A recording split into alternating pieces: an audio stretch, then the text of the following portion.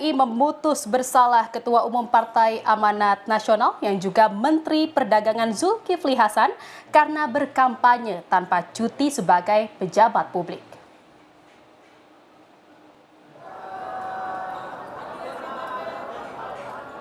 Putusan ini dibacakan Majelis Pemeriksa Bawaslu RI dalam sidang pembacaan putusan Kamis sore.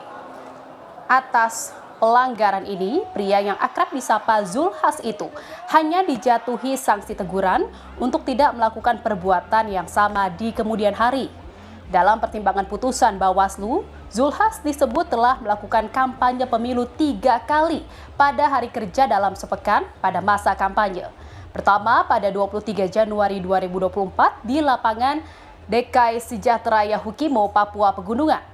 Kedua pada 24 Januari 2024 di Gor Anugrah Kota Makassar, Sulawesi Selatan.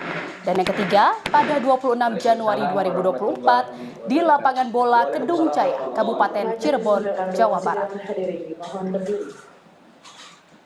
Dan sebagai terlapor atas nama Dr. H.H. Zulkifli Hasan, SMH, identitas terlapor dianggap sudah dibacakan. Menyatakan terlapor terbukti secara sah dan meyakinkan melakukan pelanggaran administrasi pemilu.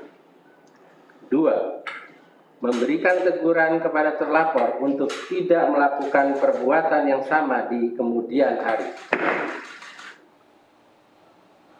Saudara Mahkamah Konstitusi